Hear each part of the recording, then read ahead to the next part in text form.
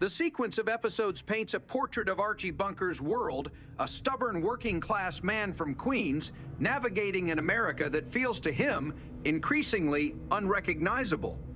Each story captures the tension between his nostalgia for the good old days and the social transformations of the 1,970 seconds that challenge his beliefs, humor, and identity. The first segment opens inside Ferguson's grocery store, a small battlefield of inflation and generational complaint.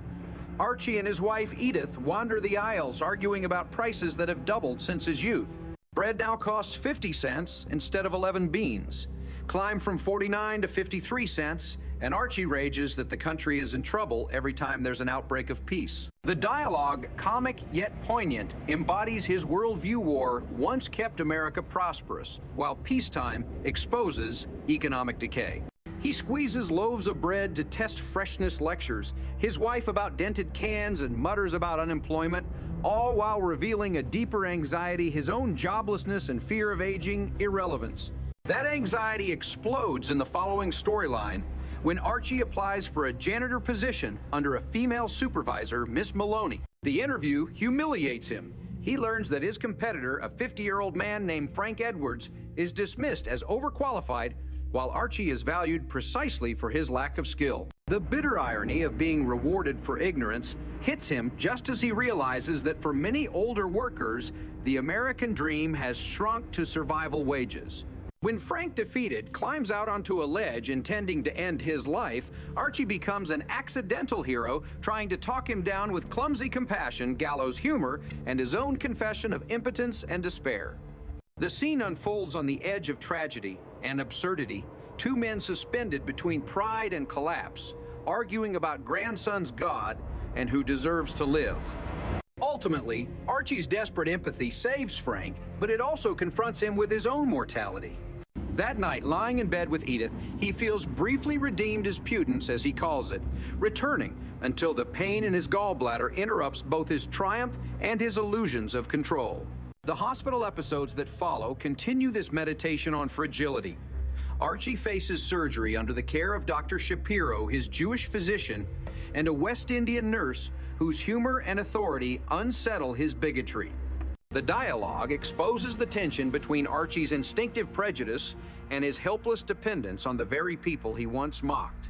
As the nurse prepares to shave him for surgery, he protests that men are used to shaving and fears a slip of the razor will change his whole personality. The nurse calmly replies she will close her eyes while shaving, flipping his sexism into absurdity. Beneath the laughter lies the quiet humiliation of a man stripped of all defenses, literally naked, facing mortality and learning to trust strangers.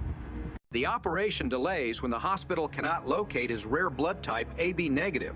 Archie panics at the thought of receiving blood from Dr. Thatcher, a black female doctor volunteering as donor. His crude wordplay about white hemoglobin and colored shemoglobin reveals his racism even as he lies powerless on the stretcher. The doctor's professionalism and humor deflate his fear, and the script exposes the painful comedy of social progress, an ignorant man rescued by those he least respects. The audience laughs, but uneasily the scene mirrors a society forced toward integration, not by enlightenment, but by necessity. A later episode shifts tone into farce and friendship.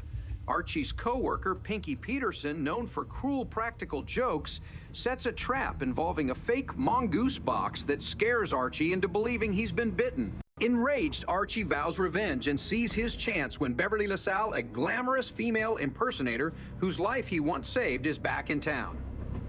Archie invites Beverly to dinner with Pinky, pretending she is a real woman, intending to humiliate his old friend. The dinner begins as comedy of manners and ends in chaos. Pinky, believing Beverly is a beautiful lady, falls sincerely for her charm. When the truth is revealed, mid-meal confusion and heartbreak ensue. Beverly, embarrassed, exposes her identity. Pinky's girlfriend storms in, and Archie, proud of his prank, fails to see the cruelty he's unleashed. Yet beneath the slapstick lies a subtle inversion. Beverly emerges as the only dignified character, gracious and human, while Archie's victory feels hollow, leaving him celebrated for cruelty rather than courage. The narrative then pivots to Edith, long the gentle heart of the family, suddenly placed at the center of public attention. At At the Sunshine Home, a retirement center where she volunteers a guest, suffers a heart attack during a birthday celebration. Without hesitation, Edith performs CPR and saves his life. Her instinctive compassion contrasts sharply with Archie's bluster. She acts, he talks. News of her heroism spreads quickly, and a television reporter, Kate Corman, a confident professional woman, arrives to feature Edith as Citizen of the Week. The resulting household chaos captures the gender and media dynamics of the era. Archie fumbles with pride and jealousy, complaining that women ain't got the voice for news and insisting disasters should be reported by men with ghost voices. While Edith rehearses her interview, he hovers in the background, desperate to insert himself into her moment of recognition. His insecurity comic, yet heartbreaking, reflects the fading authority of men like him in a changing society. During the live broadcast, Edith's sincerity disarms everyone. She speaks simply about saving a man's life unaware of cameras or fame. The production crew's mechanical professionalism contrasts with her human warmth. Archie interrupts repeatedly, offering irrelevant details about his war service until the reporter politely silences him. In the closing moments, the audience sees Edith's quiet dignity triumph over his noise, the ordinary goodness of a woman uncorrupted by pride or ideology, whose instinct for kindness restores faith in humanity where rhetoric fails. Together, these episodes chart a descent and rebirth. Archie's gallstones, his unemployment, his prejudice, and his schemes all point to a deeper illness, the fear of a world moving beyond him. Yet amid the comedy, the scripts reveal an unexpected tenderness. His love for his wife, his guilt toward fellow workers, his struggle between ignorance and decency. Each episode functions as a mirror of 1,970 seconds, America, where inflation, feminism, racial integration, and moral confusion clash in working-class kitchens and hospital rooms rather than in grand political arenas. The rhythm of life in the Bunker household continues like an old song played on a scratched vinyl record, familiar, funny, and tinged with melancholy. Archie, still recovering from surgery, moves through each day with the stubborn dignity of a man who refuses to admit fragility. The once fearsome patriarch now finds himself surrounded by women nurses, doctors, his wife, his daughter Gloria, who care for him, tease him, and gently undermine his old authority. In this inversion of power, humor becomes both shield and mirror. The more he jokes, the more the audience senses the quiet terror underneath the terror of becoming useless, of watching the world slip out of his grasp. After the hospital ordeal, home becomes a stage for denial. Archie sits in his worn chair as if it were a throne, railing against modern prices, modern women, and modern politics. He reminisces about 1942, the year of cheap bread and a beautiful war. To him, that war symbolizes the last time America was united. Men were men, and the hierarchy of life was unquestioned. Yet the series constantly exposes the absurdity of this nostalgia. His yearning for the past blinds him to the humanity right in front of him, the generosity of Edith, the moral courage of people like Beverly, the everyday decency of those he mocks. The humor in these episodes often feels like a time bomb hidden beneath laughter. When Archie mocks feminism or racial equality, the audience laughs not because they agree, but because they recognize the futility of his resistance. The writers use him as both a caricature and a vessel of truth. Through his ignorance, they expose the confusion of an entire generation. His bigotry, though crude, becomes strangely tragic, the desperate protest of a man who fears invisibility. By the time he argues with the West Indian nurse about shaving or worries about a woman's blood entering his veins, the audience no longer sees a villain, but a frightened relic, clinging to whatever fragments of control remain. And yet Archie is never allowed to become purely pitiful. His humor rescues him. Even at his most stubborn, he reveals flashes of intelligence wrapped in bluster. When he tells Edith that the country is doomed every time there's an outbreak of peace, it's satire and prophecy at once. He recognizes the hypocrisy of prosperity built on conflict, even if he can't articulate it intellectually. This duality, ignorance and instinct, cruelty and kindness, is what makes the character immortal. Edith's growing independence in these episodes stands as the countermelody to Archie's decline. For years, she existed as the quiet echo to his voice, the obedient wife who apologized for his outbursts. But here, she becomes the moral compass of the story. When she saves a man's life using CPR, she demonstrates a competence rooted not in education or power, but in compassion and instinct. The irony is sharp. While Archie prides himself on being the head of the house, it is Edith, gentle, uncertain Edith, who embodies real heroism. Her reward is not just public recognition, but self-discovery. The television crew that arrives to film her turns their living room into a surreal battlefield of gender politics and media spectacle. Archie tries to hijack the attention, bragging about his war medals and interrupting the interview with irrelevant jokes, but Edith remains authentic. Her humility becomes her strength, her awkwardness, her grace. She stumbles through the lights and microphones, genuinely puzzled by the fuss, until her simplicity pierces through the artificiality of television. The satire here is exquisite. Through the chaos of the broadcast, cameras crashing into furniture reporters, condescendingly choreographing Edith's lines, Archie shouting from the background, the show mocks the commercialization of morality. A simple act of goodness becomes entertainment stripped of privacy and sincerity. Yet even within that farce, Edith's decency triumphs. She doesn't understand the performance, and precisely because she doesn't, she remains uncorrupted by it. When the camera finally captures her smiling nervously, she becomes the soul of the series, the quiet reminder that decency survives even when the world turns it into a headline. The episode involving Beverly LaSalle serves as the emotional core of the later stretch. Beneath the outrageous humor lies a lesson in empathy. Beverly, a female impersonator, occupies a liminal space that confuses and fascinates the characters. To Archie, she is both a source of discomfort and an opportunity for revenge. To Edith, she is simply another human being. The dinner prank Archie designs pretending Beverly is a woman to fool, Pinky reveals his inability to see beyond appearances. But Beverly's calm dignity throughout the ordeal turns the trap back on him. The laughter that follows the revelation that she is a man is uneasy, forcing the audience to confront its own prejudice. Beverly does not lash out. Instead, she forgives the humiliation with quiet strength. The final image of her sitting amid the chaos, half in makeup, half exposed, yet utterly composed, becomes a metaphor for courage in a world addicted to ridicule. Through all these vignettes, All in the Family uses comedy as anthropology. The grocery store scene exposes class anxiety. The job interview dramatizes the cruelty of an economy that discards the middle-aged.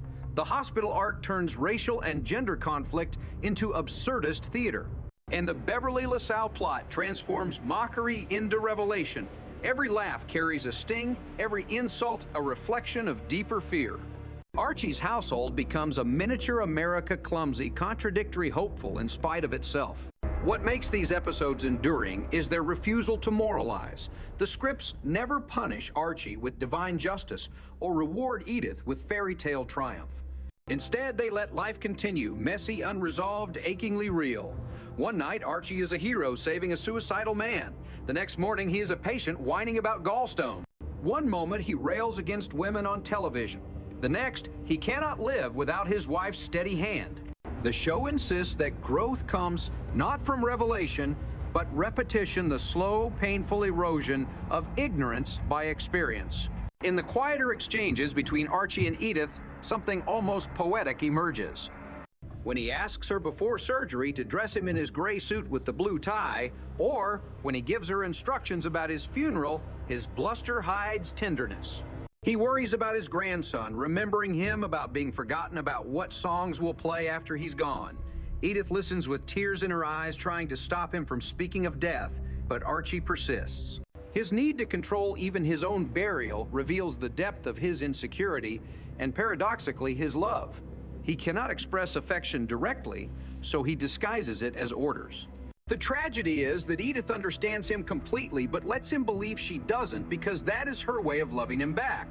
The interplay of comedy and mortality peaks when Archie, half delirious from pain, rants that he wants to be buried far from the noisy families who picnic in cemeteries. The monologue, absurd yet haunting, encapsulates the entire philosophy of the show Laughter as the defense against extinction. By the end of these episodes, death has become a running gag and survival itself a punchline, yet the audience feels oddly comforted. The laughter doesn't erase the pain, it transforms it into resilience. In the final episode of this arc, the house becomes crowded again, not with family, but with strangers, cameras, and the invisible pressure of history. Edith, dressed simply, sits beneath the studio lights, her face glowing with nervous humility. Archie lurks just off camera, grumbling about lady newscasters and muttering that men make the disasters, let men report them. His voice fades as the reporter turns to Edith and asks her to describe what happened when she saved a life. For a moment, everything slows. Edith, searching for words, looks not at the reporter but at the camera, at the audience, and says something small and miraculous that she didn't think she just acted. Because when someone needs help, that single line dissolves all the noise around her. It redeems Archie's chaos, silences the pretensions of television, and captures the spirit of the series. All in the Family was never truly about politics or social satire. It was about ordinary decency surviving inside the machinery of modern life. Edith's voice, hesitant, unfashionable but pure, becomes the conscience of an entire nation weary of shouting. As the credits roll, the old theme song returns, like a sigh from another era. Boy, the way Glenn Miller played, the nostalgic melody that once sounded cheerful now feels elegiac. Archie and Edith sing it together, slightly out of tune yet perfectly united. For all their arguments, their world is bound by love, imperfect, clumsy, but enduring. The laughter that once mocked them now becomes applause not for their ignorance, but for their humanity. Through these 5 episodes, the series achieves something rare.